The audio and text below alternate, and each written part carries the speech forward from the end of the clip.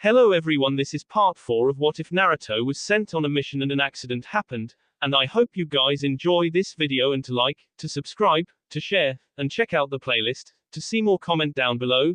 Now let's start the intro. They call me a god. They call me a god. They call me a god. Join my membership, the perks are great. It's in the description. So he was looking out of a small crack by the window, sitting amidst his pile of sheets and blankets. It was quiet except when Jiraiya, Kakashi and Naruto broke the calm with their sudden snorts and mumblings. Orochimaru sat still as a stone statue, bandaged hands folded calmly on his sky blue yukata. However, his right hand was beat profusely, now staining not only his yukata but also his blanket and pillow, but he did not give a damn. He could lose his arm now for all he cared. He deserved it anyway. Turning his head, Orochimaru fixed his golden gaze upon Naruto's sleeping form near the sliding doors. The fox boy was lying there, arms thrown up above his head as if he were surrendering to some unknown enemy that seemed to exist only in his dreams. His blue shirt was pulled up some few inches, so his abdomen was fully exposed. Orochimaru eyed the seal on Naruto's tummy with genuine interest. Funny that he ruptured that seal once, to prevent the Kyuubi's chakra from aiding Naruto in combat. Jiraiya had fixed it, and the boy's progress had been spectacular since. Hyuga Neji, on the other hand, was hugging Naruto from the right side, his silky hair spread about him in a mess as he drooled onto Naruto's pillow. Somehow the sight made Orochimaru smile. There was a very similar scene in his life once upon a time. Only, the positions were reversed. He was the one lying with his arms thrown up and yukata open, and Jiraiya was the one hugging him from the right, busy drooling onto his chest as they lay on the grass, asleep. They'd been tuning then, just after a mission. They were too tired to make it back to the main city of Konoha, so they fell asleep where their feet took them before they gave up entirely. Uzumaki Naruto. Orochimaru hung his head, his black hair curtaining his face. The boy was the whirlwind who changed his life forever. The boy was the greatest person Orochimaru had ever met. The serpent had always prided himself in his ironclad will and determination of exacting revenge on the leaf.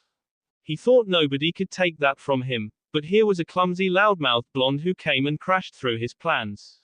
Strange, but Orochimaru sort of welcomed that crash and could no longer be bothered to pick up the pieces. Naruto had changed him entirely, of that he was sure now. He wished he knew what it was of Naruto that changed him so. Maybe it was because Naruto reminded him of what he'd lost. Naruto reminded him how life could be so simple and enjoyable, what without worrying of being a missing nin or looking for your next body. Neji mumbled in his sleep and turned around to face Kakashi's back. Naruto did not move. Orochimaru rose, carefully stepping over the chaotic heaps that were Jiraiya, Kakashi and Gai to bend over his precious new student. He carefully pulled down Naruto's shirt and covered the young Junin with his discarded blanket. That was all, and Orochimaru tiptoed his way out of the house, carefully testing the limit of their link. He wouldn't want to jerk Naruto out of his sleep tonight. The boy had been tired with the mountainous laundry. If only his arms weren't like this, he'd have helped. Even though he was the Otokage, he preferred doing his own laundry because Kabuto had a bad tendency of ripping his clothing to shreds, the annoying fool. Orochimaru went outside to the porch, allowing the cool night breeze to scatter his hair around his face. The moon was giving one light from behind a screen of steely gray clouds. Orochimaru clutched the crystal pendant that Naruto gave him as best he could. Sarutobi-sensei, you taught us that a ninja's greatest strength comes when he has something precious to protect. I did not understand you then. The lesson took a very long time to sink into my head, but I understand it now, sensei. I understand it now. I've lost precious things once, but now I have one again, and sensei, I have no intention of losing him. I will safeguard him as best I could, the boy who showed me sense. He closed his eyes and smiled. He felt the peace he thought he would never know. The snow was beginning to thaw all around Konoha. Sasuke got up early, as what he always did, and walked around the city with his hands shoved in his pockets, red Sharingan eyes cast downward onto the street. He passed by Ichiraku Ramen and went inside to get some breakfast. He felt too lazy to cook his own that morning. There were very few people yet, and Sasuke would have gone straight to his favorite spot if it wasn't for his students spotting him. Sasuke-sensei. Sasuke-sensei, why don't you join us? Konohamaru called, waving his right hand. Sasuke looked up, blinking his Sharingan eyes. A slow, resigned smile made itself known onto his lips as he made his way toward Team 1. Mogi immediately moved to pull up a chair for him. The Uchiha sat down and steepled his fingers together. You three are up early today. You are aware of the 1-week break, right? He asked mildly. Konohamaru shrugged. Well, we agreed that we've nothing better to do in our houses anyway, so why waste our time lounging around? Mogi and Reito nodded. Besides, most of the other teams are going on training anyway, we wouldn't want to be left behind. Reito took off his glasses and wiped them on his sleeve. Sasuke-sensei, we were thinking of asking you to train us. We know we aren't that good enough in concealment and substitution yet, but if you have something else to do. Sasuke straightened up in his seat and let his gaze take in the eager faces of his students. His lower lip twitched. It was true that his team did not have potential to reckon with, but Rock Lee said that they could learn. That would make all the difference, he said. Sasuke sighed. Maybe he should just stop being so disappointed and lower his standards a bit. It would take a long while before anybody could rival their batch. I won't be doing anything else, so why not train you? He smiled. The three Genins looked at each other in surprise. I expect we could reinforce a bit on your weaknesses before going on to some techniques such as Chidori. All right, Mogi declared happily, clapping her hands. Sasuke was just about to ask his students where they'd like to train when a third customer entered Ichiraku. It was an Anbu with a purple overcoat, hood pulled up. Sasuke looked up and followed the loner with his Sharingan eyes as the man ordered some soup and tea, and proceeded to sit down in a far corner of the restaurant. Sasuke did not let his gaze wander away from the supposed Anbu. He knew that kitty mask. He would not forget it until he died. Stay here, don't follow me. Sasuke instructed as he rose. Where are you going, sensei? Konohamaru inquired. We just ordered some octopus balls for you. I'll be back soon. Stay there, Sasuke said firmly. The Uchiha made his way across tables and chairs until he finally came to the Anbu's corner. The masked ninja looked up at him but did not speak. Sasuke's hands clenched into a fist briefly, and when he opened it again, 3 shuriken were sitting between his fingers. What are you doing here, Kabuto? He asked quietly. The notorious medic gave a dry laugh. I should stop using this mask, no. Don't change the topic, why are you here? Sasuke demanded, Sharingan flashing. Kabuto did not respond for a while, but when he did, his voice was dripping with sarcasm. You think you're so smug, Sasuke. Happy that your friends took you back after you betrayed them. It must have made you feel bad when Orochimaru-sama thought better than train you. You were nothing except a windbag. In one swift movement Sasuke had Kabuto by the collar. I said what were you doing here, Do you know where Naruto is, Sasuke? Kabuto sneered from behind his mask. Sasuke felt like he'd been suddenly doused with ice-cold water. He let go of Kabuto and shot a furtive look around the restaurant. The cook was busy in his kitchen, while his own students were poring over a study scroll while arguing lively between bites of octopus balls. Sasuke returned his gaze to Kabuto, who was still sitting calmly before him. What does he know? Kabuto chuckled. Tut, it seems I was right. You don't know anything about the mission Naruto had been sent to.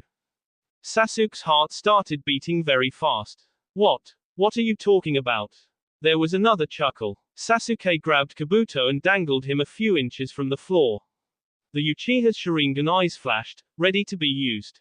The laughter from Sasuke's students suddenly ceased.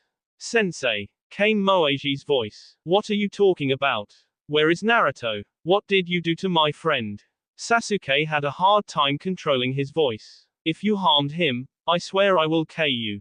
You don't know that your friend was sent into an A-class mission all by himself. Kabuto whispered. Sasuke paled, and Kabuto gave a quiet laugh. Yes, he had been sent by your Hokage into a confidential mission to our country. He had been sent to capture Orochimaru-sama.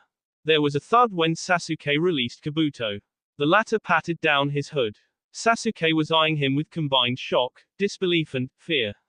Haven't you even wondered why Naruto just vanished? Why he didn't even write letters to you? Why the Hokage and practically every other high-ranking Junin like Hatake Kakashi is distracting you with ridiculous tasks. No. Naruto. Is he alive? Sasuke swallowed hard. His throat suddenly felt very dry. What? What do you know? Tell me everything. His voice rang in the restaurant. Sensei, are you all right? Said Konohamaru, rising, kunai in hand. Stay where you are, Konohamaru. Sasuke shouted. His eyes never left Kabuto's mask. Tell me everything, or I will K you. Excuse me. Sasuke spun around, ready to shoot off a trail of curses to whoever interrupted him. It was Ayami, with Kabuto's order. She set the tray down on his table and hurried off, looking nervous. Sasuke sat down. Talk. He spat. Your friend managed to capture Orochimaru-sama. Sasuke's jaw dropped open. Naruto managed that, all alone. But your friend has proved to be a lunatic, Kabuto went on. He used a technique involving little amount of chakra. He linked with Orochimaru-sama. Link? What do you mean Naruto linked with that bastard? He will never do that. Sasuke burst out, standing up and his hands onto the table.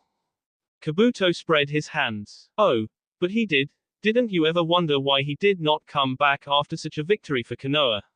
He's with Orochimaru-sama now. Naruto, you big idiot. What have you done? Why are you with that monster?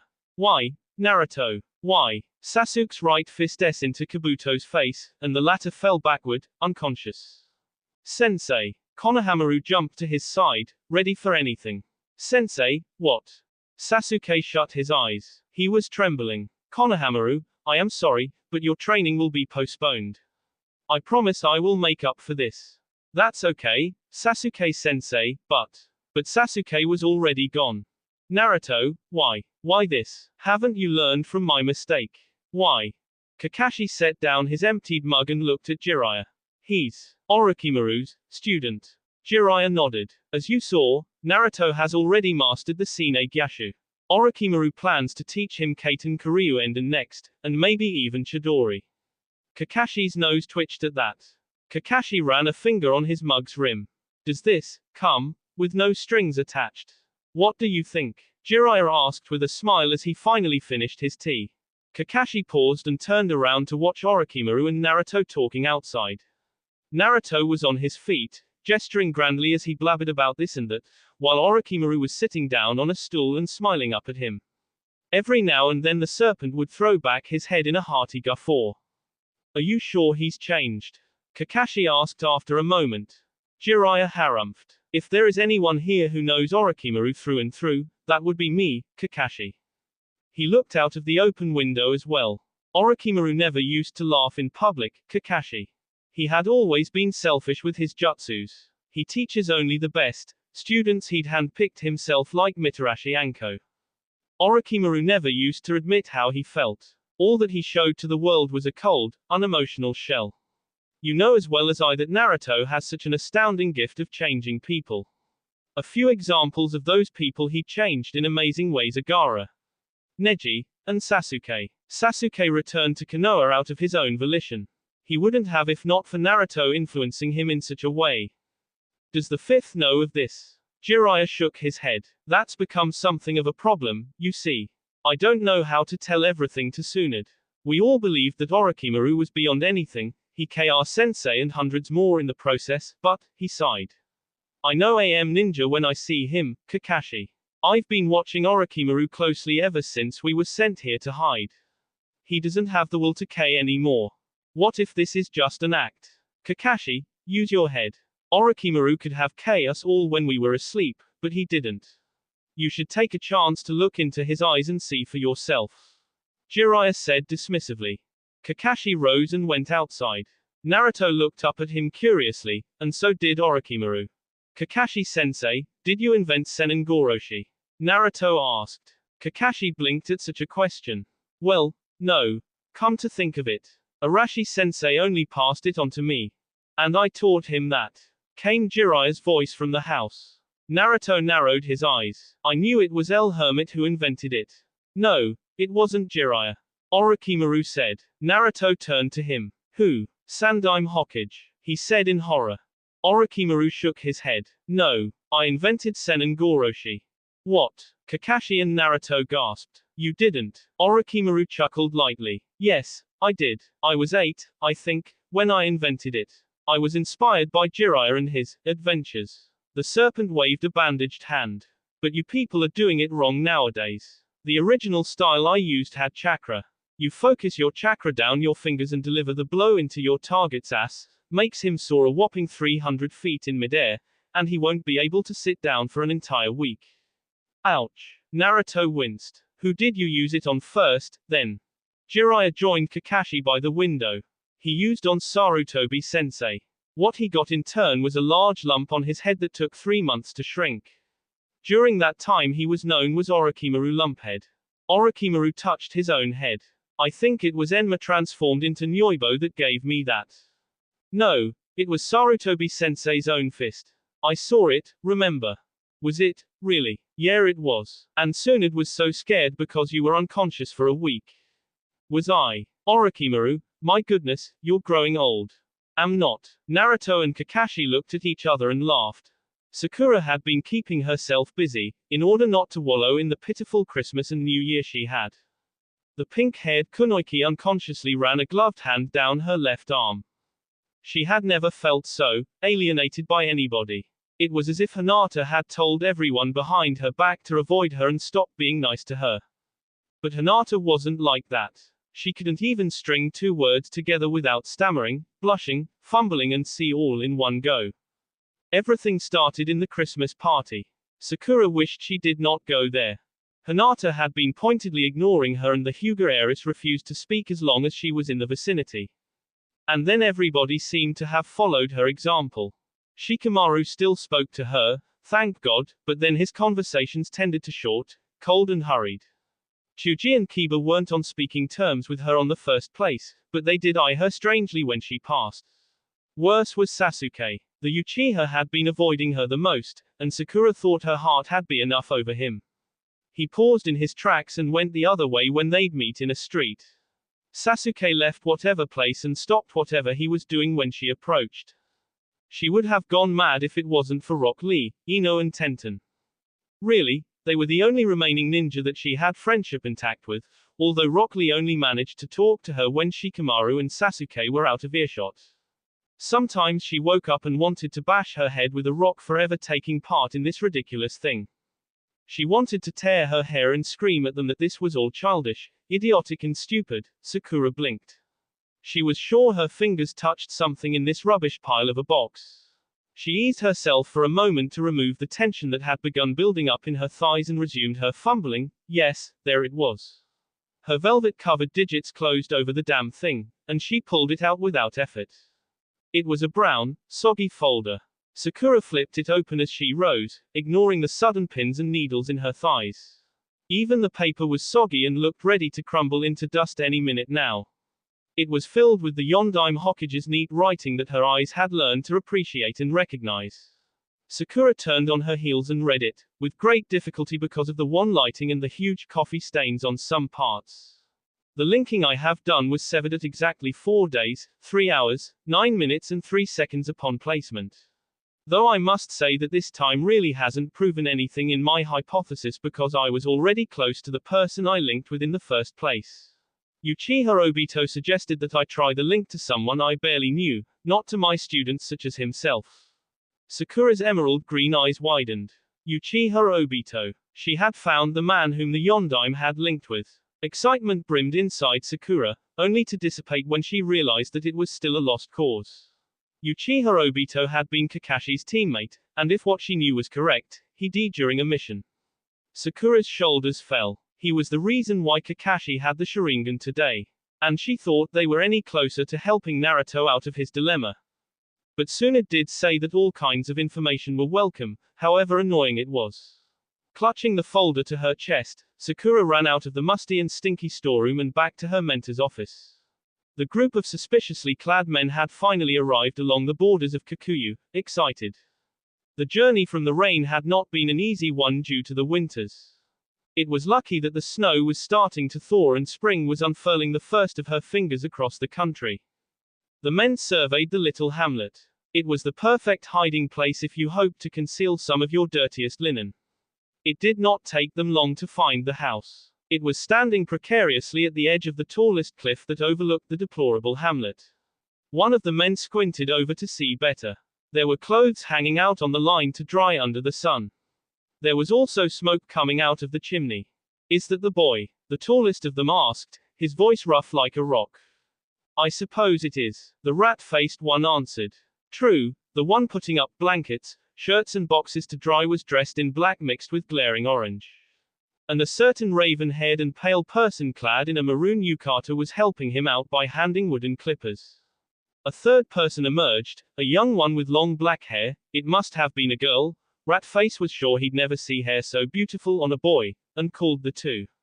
The yukata sporting man answered, and the girl disappeared back into the house. And then windows slid open. A silver-haired nin looked out of the window, clutching an infamous orange book while stretching his arms and yawning behind his mask. Wait, nobody said copycat Kakashi was with them. Rat-face exclaimed. Rough Voice was just about to answer when a fifth person emerged from the back door. Even from here they could see the blinding green of his spandex suit and his trademark thick eyebrows. The beast was clutching a mug of hot chocolate or coffee as he greeted the sunshine and the world in general. That spells trouble. They have new company, it seems. Rat-face went on. A domestic scene such as this doesn't suit Orochimaru. Rough Voice grunted. And then his eyes saw the distinct white-haired Sannin emerge from the front door, also yawning and stretching his arms. TSK, a lot more problem for us, boys. Two of the legendary three are present. We only have to deal with one of the three. Stickman pointed out. No. Rough Voice snapped. Though Orochimaru lost his jutsus doesn't mean he's no longer lethal. He still has that sword in his stomach.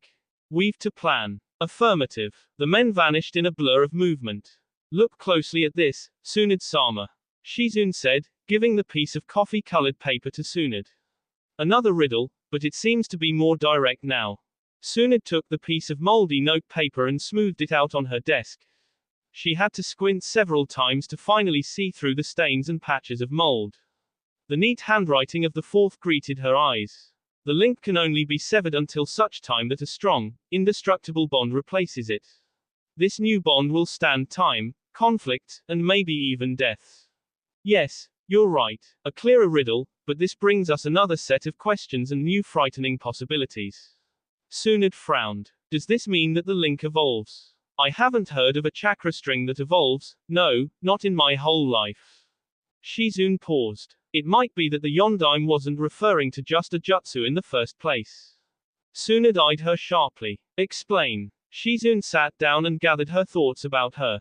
She was just beginning to put the pieces together herself. We have observed that the link was done with no hand seals.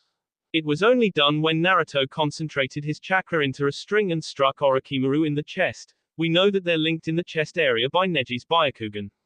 I know this might sound mad, but what if the Yondaime consciously invented a technique to possibly, induce friendship? Induce friendship. Tsunade repeated slowly. A jutsu that actually induces friendship. Shizune nodded feverishly. We've found this out from his preliminary notes. He did say that the link brought us closer, and mentioned about the mutual feeling of wanting to keep each other safe. Impossible. Tsunade breathed, hazel eyes widening. Oh, but it is possible, ma'am. It's already unfolding before our eyes. Shizune said eagerly as she shifted on her chair. Regular reports from Jiraiya-sama told us much. Orochimaru has. Well, as Jiraiya-sama put it, Orochimaru has grown soft. He also observed that Naruto's anger for the serpent has abated. He also said that they were more at ease with each other now. Orochimaru has long stopped complaining about his predicament. What could have done this except the link? I was thinking that Yondaime thrashed this jutsu and never introduced it to the public because of ethical reasons. He could not simply link with all of the enemies and expect a rare positive result such as what we're seeing now. It would also be seen as treachery by the other allied nations. Yondaime always had put Konoha's general welfare forward even though he did love his weird experiments. Tsunade's right hand flew to her forehead. It all sounded absurd, but... So you mean that the link, the Godaime said. Shizune nodded. Yes. The link will dissolve by itself when it is replaced by indestructible friendship between the link ninjas. Tsunade rose and started pacing the room, frowning deeply. The Yondaime is mad. How can he possibly invent such a technique? It's never heard of before. Naruto and Orochimaru. Everything made her want to look at the door and check if Orochimaru wasn't really there, actually surrendering himself. The prospect made Tsunade swallow. The link coupled with Naruto's special gift, what could possibly happen? Thinking of the possibilities made her brain sag with thoughts. She needed a good shot of sake to clear her head.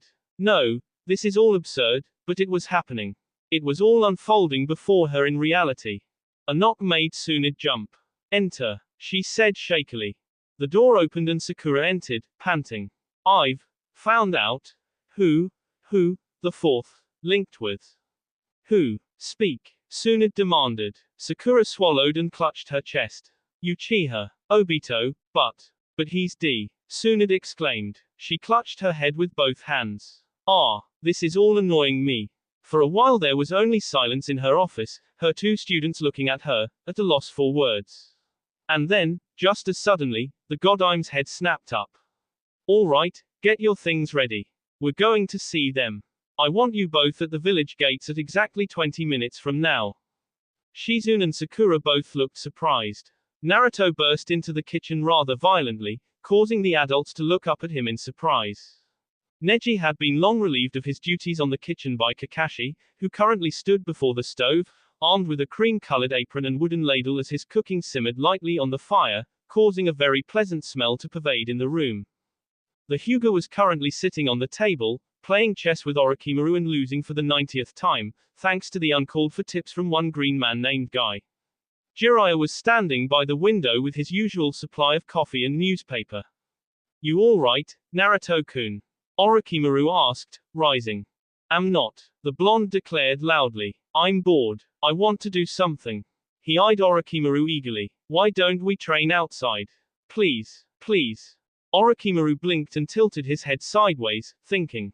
True, Naruto's boredom had been bothering him since morning. He had to do something if he wanted to stop himself from being grumpy and causing unnecessary damage not only to the house but to their companions. All right, give me a moment. That was all, and the serpent went to their bedroom. Naruto jumped up on his heels. Kakashi quickly stole a disbelieving look toward Jiraiya, who gave him an I told you so but you don't believe me shrug. Neji leapt to his feet as well and looked hard at Guy. The green man acknowledged his student. Like what Lee said, youth won't wait for us, he said, baring his teeth. Neji smiled and quickly followed Orochimaru. A minute later and the four were walking out of the house, Neji and Naruto side by side and 10 meters ahead of their mentors. Guy had a bulging pack of dinner on his back, grinning smugly as he watched the young Junins arguing lively ahead of him. Ah, youth, the epitome of one's existence. Guy took a sidelong look at the silent Snake Sannin beside him. He swallowed. He still hasn't forgotten the punch that Orochimaru gave him, even until now his jaw creaked ominously whenever he yawned too widely. Ashes, the man was quiet. And only now was Guy starting to fathom how he ever became so pale. The man rarely spoke to him at all. It was as if Orochimaru decided he was invisible and therefore not worthy of any attention. Guy wanted to strike up a friendly conversation. What do you think of youth, Orochimaru-san? Orochimaru did not look at him. Everybody's youth is a dream, a form of chemical madness. Guy stumbled for a moment and gaped at the pale man. He had a great difficulty shutting his mouth. He fumbled for a few words. Isn't it that almost everything great is done by the youth? He countered. Ha! He can't be able to refute that. Guy thought. Orochimaru gave a dry laugh. It's all that the young can do for the old, to shock them and keep them up to date. I see no greatness in that. It took him a few moments to realize that he was gaping at the Sannin like a goldfish, and that they had arrived in the same dell where Naruto mastered Sine Jashu. With the snow fading, the dell looked a nice place of freshness. Little green signs of life were poking through the ground, waiting for the further touch of spring. Even the dead pines exuded a musky feel, the feeling that they were starting to breathe again. A good spar between you two will be in order, Orochimaru instructed. Do not hold back. Naruto scratched his head. What if Neji hits me? You get hit too. As long as you don't hit Naruto in the face, Neji. Understood. The young Anbu said. All right, said Naruto, tumbling backward and assuming his usual fighting stance, that of a fox ready to pounce. Red chakra flared around him while Neji activated his Byakugan and unsheathed his katana. Power to the youth, Neji, said Guy, doing the nice guy pose. The two Junins launched themselves against one another and the spar began. Orochimaru sat down on a piece of flat rock jutting out from the thawing snow, golden eyes following the fast blurs that were Neji and Naruto. Guy watched too, content to be standing with his arms folded across his chest. The first hour of the sparring passed by in silence, unless you counted Naruto and Neji's verbal sniping. Every now and then Orochimaru grunted, telling Guy that Naruto was hit. And then shuriken and kunai like flew around. There were silver flashes from Neji's katana and a sudden flare of red from Naruto. Guy looked at Orochimaru, hoping to talk to him again. He opened his mouth to call off the training but Orochimaru shook his head. Tell me, sir, why are you sacrificing yourself so? He inquired. Because I want to. Orochimaru replied, wondering why the hell the man asked such an obvious question. Naruto has grown. He is in the prime of his youth, on the way to his greatness. Guy said passionately. I surmised as much. Orochimaru said. And the fact that he once barely reached my chest and now he threatens to get past my head. Kid seems to have a freaking stock of growth hormones in his body. Guy winced as if he'd been punched in the gut. He stared hard at the pale man beside him. Orochimaru's face was smooth and cool as you please, but his voice was dripping with such sarcasm. Was the man insulting him? Sir, why do you talk like me that way? Guy demanded.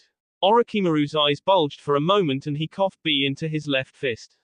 He carelessly wiped the B on a towel he brought along. Naruto shook his head vigorously as he stood up and launched himself toward Neji again. There was the clang of katana hitting kunai. I talk to everyone this way, he replied as he reached for a bottle of mineral water and drank from it. It seems you are sarcastic most of the time. Tell me, sir, in what way do I displease you?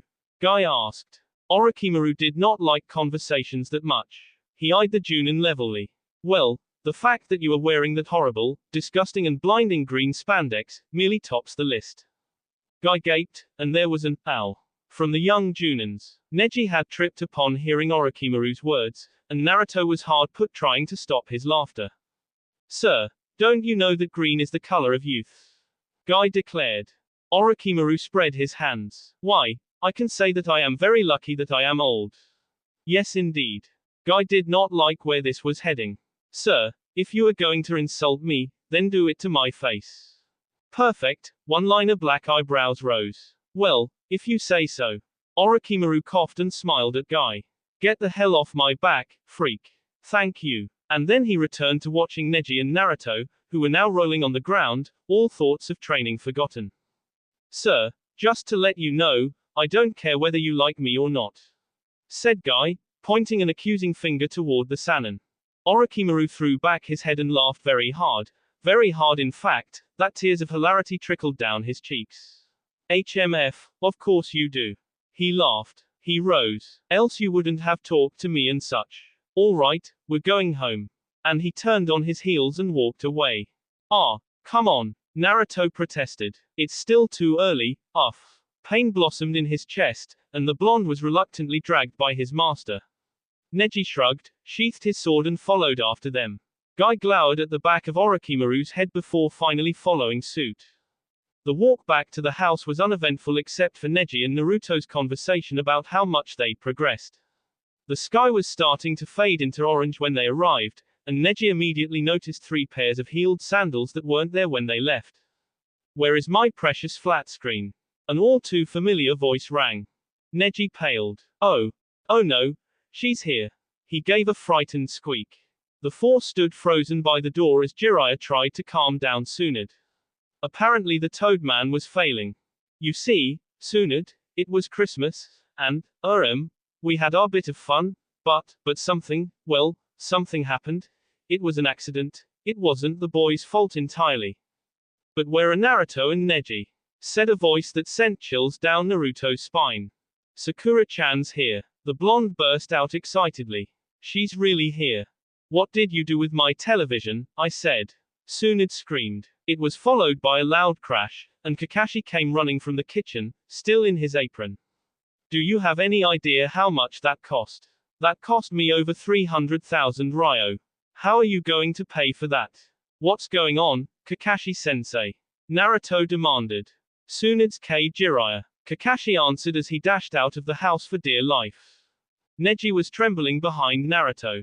I really don't think it's a good idea if she sees me here, he squeaked.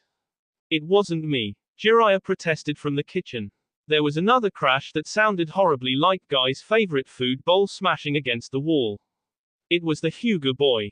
He kicked it. Orochi-kun and I tried to do something but the screen was beyond repair and AAAAAGHHHH. Jiraiya burst out from the kitchen, horror plastered onto his face. Everybody, Orochimaru said calmly. Run. There was no need for that because even before Jiraiya showed up, they were already a good 50 meters away from the house, and still running like mad. Naruto and Orochimaru were at the head of the pack, finally outrunning Kakashi as they neared the village. Naruto very nearly tripped over a rock but Orochimaru quickly grabbed him by the collar and slung the fox boy onto his shoulder.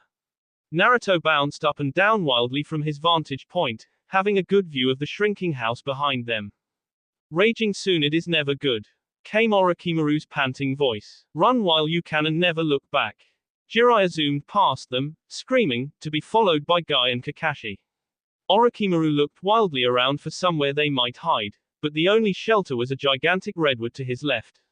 The serpent shot out his tongue to grab a branch, and hoisted himself up to the safety of the canopy along with his student. Neji knew he should stop the rampage or their happy house was gone forever. The shivering Anbu knelt in front of the raging Hokage, eyes shut and arms over his head. I did it. I'm sorry. I'll pay for it. I promise I will, even though I have to work myself to death. Please spare the food and the PlayStation. I beg you. Neji still did not open his eyes when Tsunade grabbed him by the collar and dangled him a few feet above the ground. Too right you will. That television cost me half of my Junin life and I will not see it to waste. The Godime shrieked. That was when the poor Hyuga remembered that his monthly salary as an Anbu was only 3,000 ryo a month. He paid for everything from his food, gear and apartment rental, and this left him with a meager 200 ryo to spare. He suddenly had a very nice vision of hanging himself in the bathroom. Tsunade placed her emptied mug of green tea on the table, sighed and lifted her gaze to the 5 men before her. Nobody talked, and Hyuga Neji was the only one who kept his head bowed, his long hair carefully screening his face from view. For a moment Tsunade regarded the young Anbu with pure spite. She didn't feel sorry for him at all. And to think he had potential, he was the youngest Anbu squad leader since the legendary Uchiha Itachi. He vowed that he'd work himself to death then she would help him fulfill that oath. Her Samsung flat screen had been overly expensive. Prices going on a continuous hike were far from giving the Hyuga Anbu a good time. Jiraiya was waiting for her to speak. Kakashi and Guy were both watching her, waiting for what she had to say. Orochimaru was busy looking up at the roof. She glared at the piece of crystal resting on his white chest. Darn that Naruto. What was he thinking, passing on her family's heirloom to this snake-brained maniac? Strangling Naruto would come later. The loud blonde was currently busy harassing Haruno Sakura and Shizune in the living room. So, how are you all faring along? The Godime asked. Oh, we're doing good. Jiraiya answered eagerly. I like it here. Kakashi replied, eyes curved joyfully. You've brought me here. Guy answered dramatically. Orochimaru merely twiddled his thumbs and started to hum an unfamiliar tune. He still was resolutely refusing to look at her. Neji kept his head bowed. Tsunade sighed and looked hard at each of them. Many things have transpired in Konoha since you men went here. She said. Gaara, Kazekage of the Sand, has arrived on the pretense of doing politics, whereas in truth he'd been invited by one Uchiha Sasuke. Now, that can't be good. Kakashi murmured. What happened? Jiraiya inquired. Do you need to ask? Tsunade said dryly. Of course he confronted me about Naruto. I told him the truth. Silence. Even Neji looked up, eyes wide and mouth slightly open. What did he say? Said Jiraiya. Tsunade shrugged. He paled and started cursing Naruto with the most colorful oaths I've heard in my life since going to the Rock Country. However, I'm pleased to say that he fed Nara and Uchiha's illegal search party with false information. He returned to his country 2 days after the Christmas party. Why? That's good enough to hear, Kakashi said in relief, bringing out his Ika Ika tactics book and opened it to his bookmarked page. Guy nodded beside him. We have also come up with startling things about your linking, Orochimaru, Tsunade said, eyeing the man across her. Can't you be bothered to hear what I've got to say? The serpent blinked slowly and met Tsunade's eyes. Jiraiya coughed surreptitiously into his fist. We've found out that Uzumaki Arashi had once linked with Uchiha Obito when he first invented the chakra link, Tsunade explained. Kakashi dropped his book, Jiraiya's eyebrows rose and Orochimaru blinked slowly yet again. Guy looked confused. Shizune has also come with an interesting hypothesis that the chakra link was a jutsu that was consciously invented by Yondaime-sama to induce friendship. She glared at Orochimaru. Kakashi tilted his head to one side. Now that you mention it, I did remember seeing both Arashi-sensei and Obito acting like weirdos one day. They couldn't go far from each other, and whenever Obito was feeling exceedingly hyper, Arashi-sensei became jumpy. It was very annoying to watch him. Rin suspected something, of course, but we had no idea that they were linked. Tsunade nodded. But Obito is very far from helping us now. She did not avert her gaze from Orochimaru's face. Besides, Shizune guessed that the link will dissolve on its own. Arashi's notes confirmed this to us. However, when your link with Naruto will dissolve, we cannot know. But what is important is that we have an answer. We will leave the link alone until it dissolves by itself, seeing as it superbly resists all efforts to sever it. Orochimaru shrugged. The serpent's indifference finally got to the Hokage's nerves. Can't you even say something? Tsunade snapped. There was a flick of purplish tongue across pale lips. What should I say? Am I supposed to thank you for all your troubles? Tsunade's face darkened, and Jiraiya hurriedly tried to stop the oncoming rampage. He chuckled nervously and had an arm around Orochimaru's shoulders. Ha ha ha ha ha. Orochi-kun, what a rude thing to say. Ha ha ha ha. Yes, rude indeed. Guy rose and nodded pointedly toward Neji. I think we should prepare dinner. Good idea, Kakashi said as he nimbly leapt to his feet. Come on, Neji. I'm on it. Neji nodded as he rose and swept his long hair out of his eyes. The three disappeared into the kitchen, with Neji sliding the door shut behind him as he went. There was a shout of laughter from the living room. Tsunade assumed it was Shizune's voice. It was followed quickly by Sakura's shrill barker and Naruto's annoying cackle. Orochimaru choked for no apparent reason and started giggling into his bandaged hand. Tsunade watched him with eyebrows furrowed against one another. The serpent giggled and giggled until he finally had to bury his face into his damaged hands. His shoulders were shaking. Tsunade looked at Jiraiya, but the El Hermit gave a resigned shrug. What have you been doing here, then? Tsunade asked. Jiraiya scratched his head. The Hyuga boy and Naruto are catching up on training every afternoon. Orochi-kun's taught the boy a new jutsu and will resume on the following weeks. What jutsu? Tsunade demanded. Orochimaru looked up, a beautiful blush on his cheeks. Relax, I haven't taught him anything like Kuchio's Edo Tensei, just Sine Jashu, and I'm planning to teach him Kaiten Kiryu Enden next, and Chidori as soon as I get the hang of it. I've only seen Kakashi use it once, so. Since when have you started teaching to anyone? Tsunade said testily. Orochimaru absent-mindedly picked on a lock of his hair. The boy's good. We're both bored. Put 1 and 1 together and you get 2, Tsunade. Jiraiya shut his eyes. He did not like where this was heading, no, not at all. He remembered all too vividly that wild confession episode with the sake. Orochimaru loved Tsunade, and by the looks of it, loved her with everything that he was. Jiraiya did not need another drinking session with the serpent to guess that he loved her still. The frog summoner seriously hoped that Orochimaru's blushing had something to do with whatever Naruto was doing in the living room with Shizune and Sakura. He swallowed nervously. Jiraiya, what is wrong with Orochimaru? Tsunade asked. He seems to be much more sarcastic than the last time. Jiraiya could not answer. All that escaped his mouth was an odd gurgle that sounded oddly like a clogged sink being fixed with lots of squelching. Tsunade frowned at the two of them. She sighed.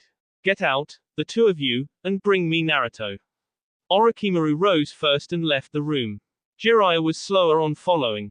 For a moment Tsunade was left alone, thinking very hard. Something was just not right here. Orochimaru had become much stranger. Naruto's protest sounded, and soon enough the blonde was pushed inside by Jiraiya's hand. The door slid shut. Sit down, Naruto. The god I'm instructed. Naruto's eyes were narrowed, and his lips curled into a pout as he reluctantly obeyed. He had been obviously having the time of his life with Sakura. For a moment Tsunade glanced at him. Tell me, what is my necklace doing around Orochimaru's filthy neck? She asked. Naruto's eyes remained narrowed. You gave it to me, old crone, and as such, I may do whatever I please with it. I gave it Orochimaru-sensei as a Christmas gift. The nerve. Tsunade glared at the boy. He looked eerily like Orochimaru as he sat before her, what with his jaws set firmly and arms folded across his chest. How long before the link dissolved? She would not have Naruto acquiring Orochimaru's traits through this link of theirs. I suppose I will have to consider my grandfather's necklace as a lost cause, then. She said. Naruto, I have known that you can read Orochimaru's thoughts through the link. I want you to tell me what he is thinking right now. Naruto's eyes returned to normal. He looked at her as if she were mad. He scratched his nose. You wouldn't want to know. Really? Do his thoughts involve a lot of fire and my head on a pike? Tsunade laughed. Spit it out, Naruto, I'm used to threats. It isn't like that at all. The fox boy answered. He looked severely uncomfortable, as if he were being asked to divulge a very ugly secret. It doesn't involve the destruction of Konoha or your death. Tsunade leaned forward, intrigued. Tell me what it is, Naruto. I won't, the fox boy answered resolutely. His jaw jutted out in determination. Yes, I won't. You dare disobey a direct order from your Hokage, Naruto. Say what you want, I still won't tell you. I will stop sending you food supplies. Then we will live off rats and mushrooms. I will revert your rank to genin. I still won't. I will not send you a refrigerator. Try again, old crone. I will order Sakura to stop being your friend. Like Sakura will obey you. I will tell Iruka to stop giving you allowance. You're losing your touch. Tsunade's eyes flashed. I will order Ichiraku ramen to never ever sell to you again. Naruto gaped at her. But, like I care for a bowl of ramen. Tsunade grinned. So he thought he could win against her on blackmailing and coercion, did he? Fine. Then I'd have to nominate Uchiha Sasuke instead to become Rokudaime Hokage in my place. Naruto's blue eyes flashed indignantly. No fair. Alright, I'll tell you. Tsunade's grin widened. So what is Orochimaru thinking? Naruto shifted uncomfortably. Promise me you won't K me or anything. Alright, deal. Tsunade replied. What is he thinking? Naruto scratched his head and muttered, how troublesome. Naruto, I'm waiting. Silence. And then Naruto took a very deep breath. He's thinking of KU. Sakura looked up just in time to see Naruto enter the kitchen, looking very afraid. The pink-haired Kunoichi's eyebrows rose as she helped Shizune fetch some food bowls and chopsticks from the cupboard. Naruto was clutching his chest as he sat by the counter where Neji was busy chopping up some stalks of celery. What happened to you? Neji inquired. You look like you've just seen a ghost.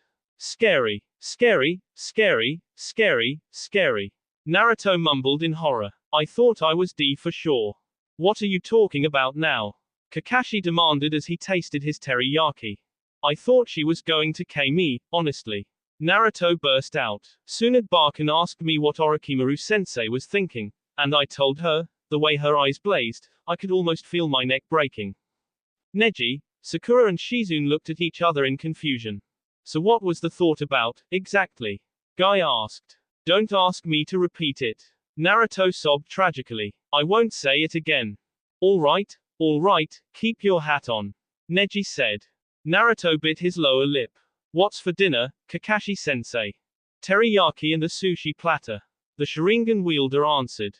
Naruto gave a great sigh of relief as he rose to help Sakura with the bowls. All of this thinking made me hungry. Jiraiya. Orochimaru. There was a clatter as plastic CD cases jumped out of human hands and onto the tatami floor. Hurry up and put them away, Orochi-kun. Tsunade will K us if she sees. So what will we watch next? The one with the bunny? No, that's boring. I'd like the one with the whip. Your choices are way too boring than mine. Why can't we see the one with the bunny costume? You always like your bunnies. You're the one who's corny. Jiraiya. Orochimaru. Agad, hurry up, Orochi-kun. I would have hurried up if I can manage it, dolt. TSK, she's here. Shove, under Kakashi's bed, quick. The doors to the bedroom slid open just in time as Orochimaru swept the rest of the material under Kakashi's futon. Tsunade stomped into the room, fists planted on her hips as her eyes blazed. Jiraiya tried very hard to look innocent. Orochimaru only had to school his face into blankness.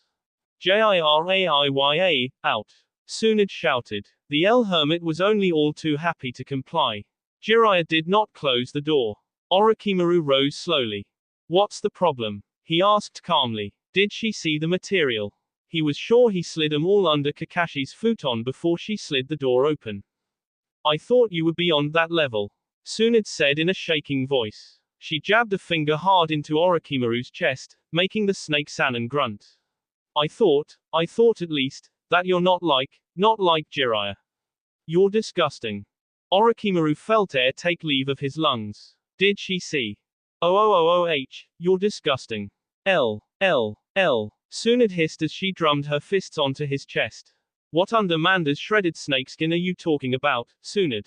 Orochimaru demanded. I asked Naruto what you were thinking of, Tsunade said accusingly. I thought it would be the normal thoughts of a criminal. I thought you were planning to destroy Konoha, or even Kami. Orochimaru did not answer for a while. Well, what did he tell you I was thinking of? Tsunade looked up at him with tears clinging to her lashes. She hissed softly. And to think I respected you. I'm not like Jiraiya, Orochimaru said softly as he cupped her chin with his hand. I'm more subtle than he is. Tsunade gave a sob and glared at him. Orochimaru leant forward, but she didn't move. Forward, she still did not hit him though he expected her to. Forward, she was still as beautiful as ever. Forward, how come he ever thought of abandoning Konoha? Forward, did he still have a chance? Forward, she had freckles, little cute dots of brown on creamy skin. Forward, she will hit him afterward. His lips had barely made themselves comfortable on her own when Shizune's scream knocked the world into chaos. I